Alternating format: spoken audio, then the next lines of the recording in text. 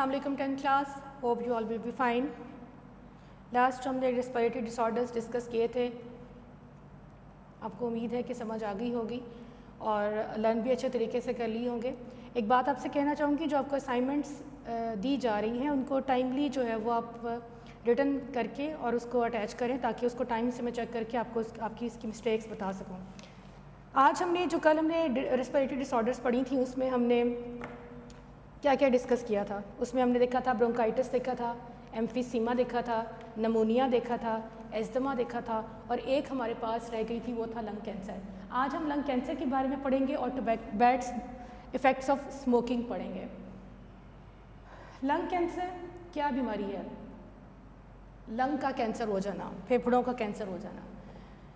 सबसे पहले कि यह है क्या? Disease of uncontrolled cell division in the tissue of lung, यानी कि जो लंग के टिश्यूज़ हैं उनमें सेल्स जो हैं वो उनकी इतनी ज़्यादा डिवीज़न होती है कि वो अनकंट्रोल्ड हो जाते हैं और ये भी बीमारी बन जाती है। आपने एरर्स ऑफ माइटोसिस में पढ़ा था कि जब वो काफ़ी ज़्यादा अगर माइटोसिस वो रुके ना और बार बार जो सेल डिवाइड करके आगे बनते चले जाएं तो वो अनकंट्रोल्ड सेल डिवीजन्स हो जाती हैं, उनमें वो ट्यूमर बन जाते हैं जिनको हमने बिनाइन ट्यूमर्स और मलिग्नेंट कहा था।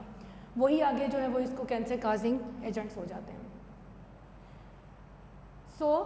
लंग के टिश्यूज़ में डिवीज़न जो है सेल की बार बार और ज़्यादा हो जाना, ज़रूरत से ज़्यादा हो जाना, मैस बन जाना, वो लंग कैंसर कहलाता है।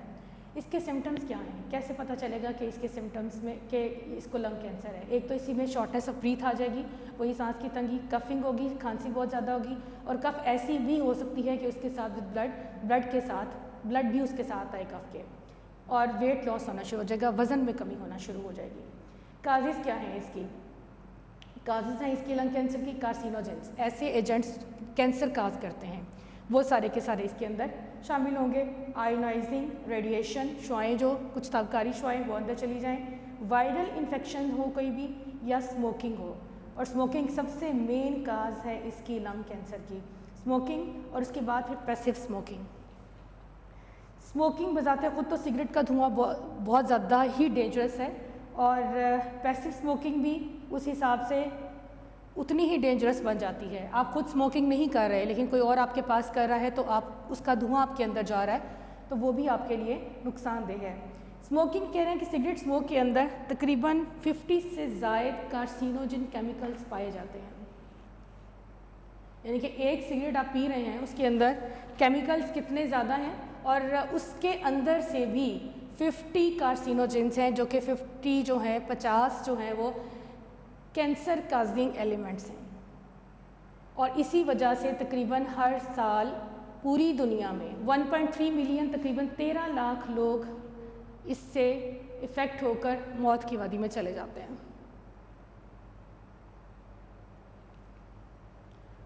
पैसिव स्मोकिंग क्या है? Passive smoking inhalation of smoke from other smoking, यानी कि सांस का अंदर चले जाना दूसरे की स्मोकिंग से, वो पैसिव स्मोकिंग कहलाता है। यानी कि कोई और सिगरेट पी रहा है, उसका धुआं आप इनहेल कर रहे हैं पास खड़े, तो वो आप पैसिव स्मोकर हैं।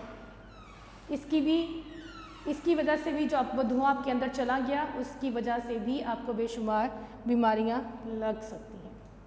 इसकी प्रिवेंशंस क्या हैं? कैसे हम इसको रोक सकते हैं? अगर कोई सिगरेट पी रहा है, क्या तरीक़ाकार है कि उसको वो लंग कैंसर से बच जाए? एक तो ये कि वो सिगरेट फौरी छोड़ दे। जैसे ही सिगरेट छोड़ देगा तो उसमें जो है वो लंग कैंसर जो है वो जो उसकी तरफ जाने की बजाय उसकी जो डैमेज पार्ट है वो आहिस्ता आहिस्ता रिकवर होना शुरू हो जाएगा और इस स्टेज तक जाने से वो बच जाएगा। दूसरा आपने सुना होगा WHO, वर्ल्ड हेल्थ ऑर्गेनाइजेशन, ये इदारा है जो इसने गवर्नमेंट को ये इसका काम क्या है कि गवर्नमेंट के साथ एफिलिएशन करना और उसको बताना कि ऐसे पब्लिकेशंस की जाएं या ऐसे आपको कमर्शियल्स दिए जाएं जिसमें सिगरेट नोशी से उसके नुकसानात बताए जाएं और उसके बारे में सारी चीज़ें बताई जाएं ताकि जो यंग जनरेशन है वो इससे बच सके। और सिर्फ प्रिवेंशन ही इसका बेहतरीन जो है वो इलाज है, क्योंकि अगर हम इससे जिस स्टेज पे भी आप सिगरेट स्मोकिंग छोड़ देते हैं, अगर बहुत ज़्यादा कंटिन्यूस कर ली है, जब छोड़ दी है थोड़ा टाइम लगेगा लंग्स की हालत बेहतर होने में और फिर वो ग्रेजुअली आहिस्ता आहिस्ता ठीक होता चला जाएगा। लेकिन अगर मुसलसल ही पीते जा रहे हैं, नहीं छूट रही, तो फिर लंग कैंसर के चांसेस बहुत ज़्यादा हैं। इसमें बताएगी जो सिगरेट स्मोक होती है, उसमें आपको एक बात बताई गई है कि सिगरेट का जो जलता हुआ किनारा है, ये वाला, इसमें से निकलता हुआ धुआं बहुत ज़्यादा डेंजरस है, जो कि इधर से निकल रहा है। पीछे फिल्टर होता है इसका, और आगे जहाँ से वो जल रही होती है, इससे निकलने वाला धुआं बहुत ज़्यादा डेंजरस होता है। और नॉन स्मोकर्स जो होते हैं उनमें लंग कैंसर के चांसेस बड़े कम होते हैं, यानी कि जो सिगरेट नहीं पीते उनमें इनके चांसेस काफ़ी ज़्यादा कम होते हैं। दूसरा हमारे पास, पहले इसी को दोबारा देख लें, लंग कैंसर क्या है? Disease of uncontrolled cell division in the tissue of lungs. Lung के टिश्यू में जब सेल बहुत ज़्यादा डिवाइड हो जाए, अनकंट्रोल्ड हो जाएं, तो जो बीमारी काज होती है वो लंग कैंसर कहलाती है। सिम्टम्स हैं इसके शॉर्टनेस ऑफ ब्रीथ है, कफिंग है, खांसी है, और खांसी के साथ ब्लड भी आ सकता है, और वेट लॉस है, वज़न में कमी हो सकती है। काजेज़ क्या हैं इसकी? कार्सिनोजेंस हैं, कैंसर काजिंग एलिमेंट्स हैं, आयोनाइजिंग रेडिएशन है, वायरल इन्फेक्शन भी हो सकता है, स्मोकिंग भी है, और पैसिव स्मोकिंग भी है। स्मोकिंग में देखें, सिगरेट स्मोक के बारे में आपको बताया गया है। सिगरेट स्मोक में 50 कार्सिनोजेंस मौजूद हैं, ओवर 50, यानी कि 50 से ज़्यादा भी हैं। उनमें 50 के 50 जो हैं वो कार्सिनोजिन है, मतलब ये कैंसर काजिंग हैं सारे केमिकल्स, और वो सिगरेट के धुएँ के साथ अंदर जा रहे हैं और लंग को मुतासिर कर रहे हैं। सिगरेट से निकलने वाला धुआं जो बर्निंग एंड पे होता है वो ज़्यादा डेंजरस है बजाय फिल्टर एंड के। तकरीबन 1.3 मिलियन डेथ्स हो रही हैं वर्ल्ड वाइड, यानी कि पूरी दुनिया में हर साल 13 लाख अफराद जो हैं वो इससे मर जाते हैं। पैसिव स्मोकिंग क्या है? Inhalation of smoke from other smoking, दूसरे की स्मोकिंग से जो धुआं निकलता है उसको आप इनहेल कर लें तो वो पैसिव स्मोकिंग कहलाती है।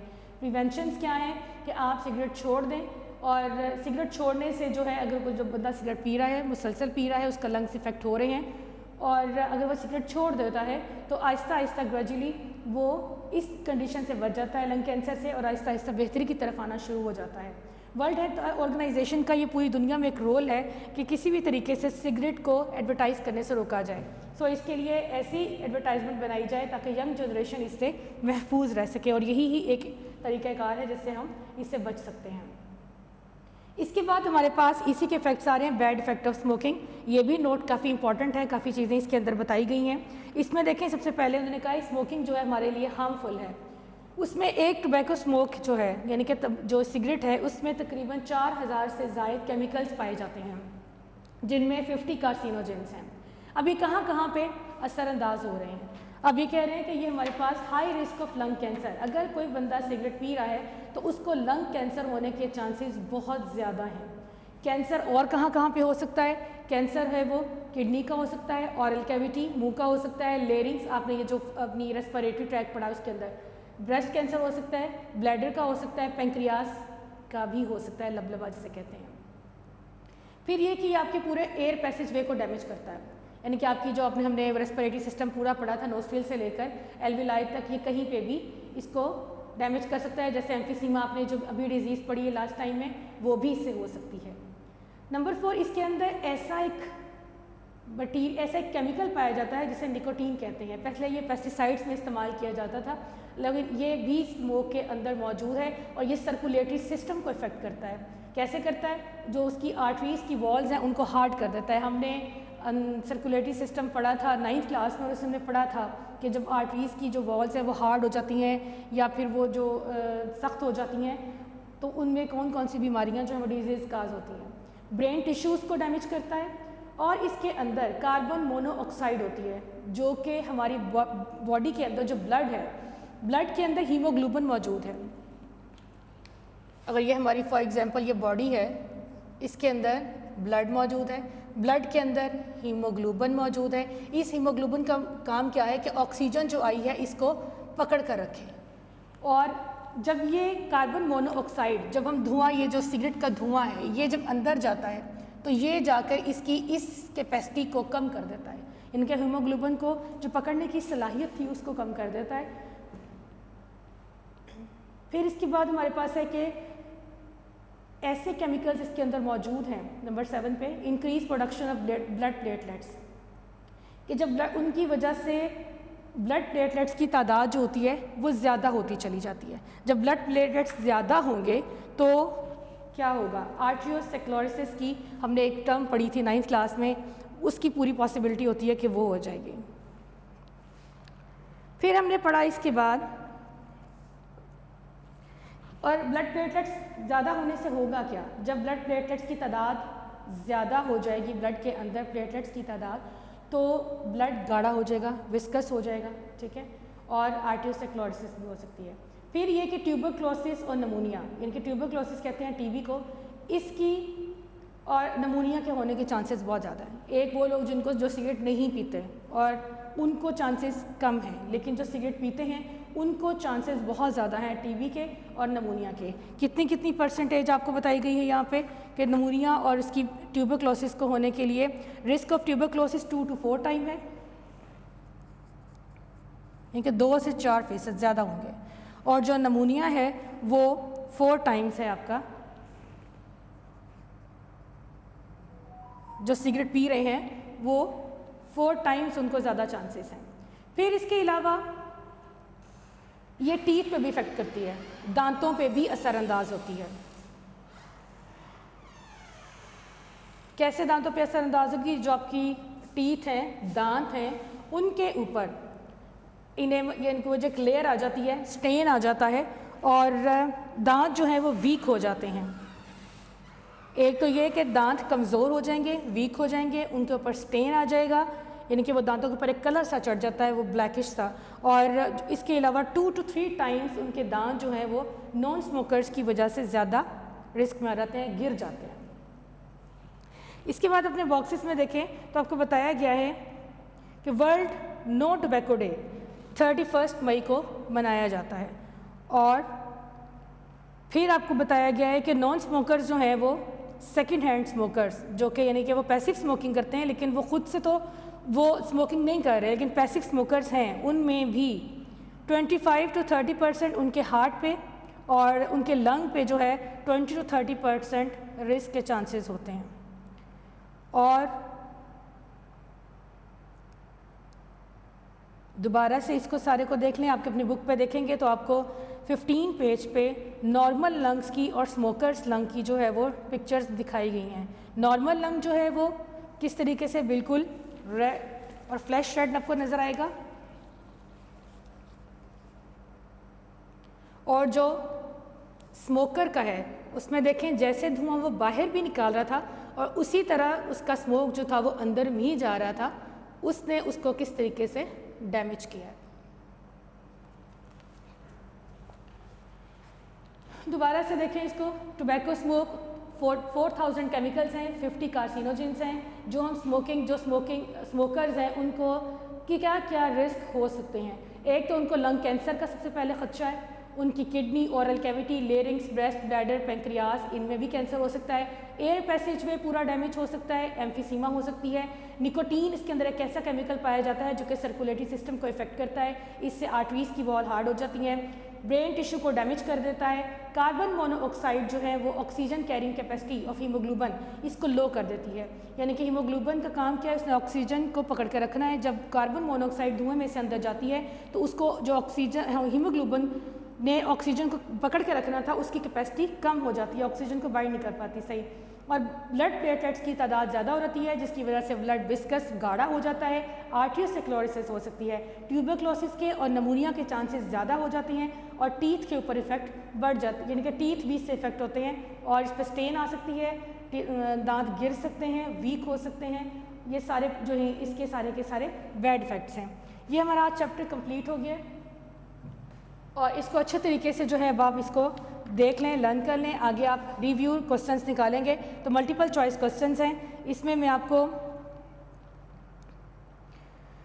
The process of gaseous exchange involves, number 1 देखें, the process of gaseous exchange involves, gaseous exchange में कौन सा प्रोसेस होता है, इसमें सी का ऑप्शन ठीक है, getting oxygen from the air and removing carbon dioxide. Number 2, most of the gaseous exchange in the leaf occurs through, ज़्यादातर गैशियस एक्सचेंज लीफ में कैसे होती है, नंबर ए इसका आंसर आएगा stomata. Number 3, how many bronchi are there in the air passageway, कितने bronchi air passage वे में मौजूद हैं, इसका आंसर है 2 बी। बी ठीक है इसकी option. Where does the gaseous exchange occur in humans, gaseous exchange human में कहाँ होती है, तो ये एल्विलाई में होती है, डी ऑप्शन ठीक है। Which structure activity helps in taking the air out of lungs, कौन सी स्ट्रक्चर एक्टिविटी जो है वो लंग्स से हवा को, कौन सा स्ट्रक्चर है जो हेल्प करता है in taking the air out of lungs, lungs से बाहर निकालने के लिए, डायफ्राम है, D. The primary chemical stimulus for breathing is the concentration of, कौन से केमिकल हैं जो स्टिमुलस हैं ब्रीथिंग के लिए, वो है हमारे पास A, carbon dioxide in blood. Number 7, point out the false statement about respiration, जिसमें के बारे में जो रेस्पिरेशन के बारे में गलत स्टेटमेंट है उसको बताएं, तो वह C, in emphysema the walls of alveoli break and there is more surface area, C option ठीक है। Number 8, a disease involving the break down of air sacs of the lungs is, एक ऐसी disease जिसमें lungs की air sacs यानी कि वो जो थैलियाँ थी वो ब्रेक डाउन होती, कौन सी है, एम्फीसीमा, डी ऑप्शन ठीक है। Which process does not occur in the nasal cavity, number 9, कौन सी नेजल कैविटी, कौन सा प्रोसेस ऐसा जो नेजल कैविटी में नहीं होता, number D, exchange of gases, gases का एक्सचेंज इसमें नहीं होता। Number 10, what type of blood vessels surround the alveoli, alveoli के इर्द गिर्द कौन सी ब्लड वेसल्स होती हैं, तो वो कैपिलरीज होती हैं। शॉर्ट क्वेश्चंस हैं, इसमें सी का ऑप्शन ठीक है। शॉर्ट क्वेश्चन देखें, differentiate between breathing and cellular respiration, ये मैंने आपको इसमें असाइनमेंट में भी दिया। Trace the path air from the nasal cavity to the alveoli, ये मैंने आपको स्ट्रक्चर जो था वो एक पाथवे तो वैसे बना दिया था, और अगर ट्रेस द पाथवे आएगा तो फिर आप इसकी डायग्राम भी बनाएंगे साथ, और ये कंप्लीट अच्छी वाली डायग्राम, और ये लेबल और सही मानों में डायग्राम जो होती है वैसी डायग्राम भी क्वेश्चन के अंदर ही पूछ ली है उन्होंने, सो इसको अच्छे तरीके से बनाना सीखें। How will you differentiate between A stoma and लेंटिसल, stoma and लेंटिसल, ये आपका क्वेश्चन असाइनमेंट में भी रॉन्ग आ रहा है। स्टोमेटा माइक्रोस्कोपिक पोर्स हैं जहाँ पे गैसेस एक्सचेंज होती हैं, इसमें मैंने ये नहीं पूछा था कि स्टोमेटा गैसेस एक्सचेंज कैसे करते हैं, सिर्फ ये पूछा था डिफाइन स्टोमेटा। सो उसको आप अपने जो स्टार्ट वाले पेजेस हैं इनमें चेक करें, आपको प्रैक्टिकल वर्क में ये स्टोमेटा की डेफिनेशन लिखी हुई नजर आएगी पेज नंबर 3 पे। तो इसी के आगे पेज नंबर 4 पे आपको स्टोमा की भी नज़र आएगी, और लेंटिसल्स आपको पता है वो जो बार के अंदर छोटे छोटे होल्स थे वो कहलाते हैं लेंटिसल्स। और उसके बाद ये भी क्वेश्चंस हैं, टर्म्स टू नो, ये भी सारी आपकी इसके अंदर लिखी हुई हैं, और चैप्टर ये कंप्लीट है, इसको अच्छे तरीके से प्रिपेयर कर लें, अनकरीब फिर इसका जो है वो टेस्ट भी आपको सेंड कर दिया जाएगा फुल चैप्टर का। Thank you.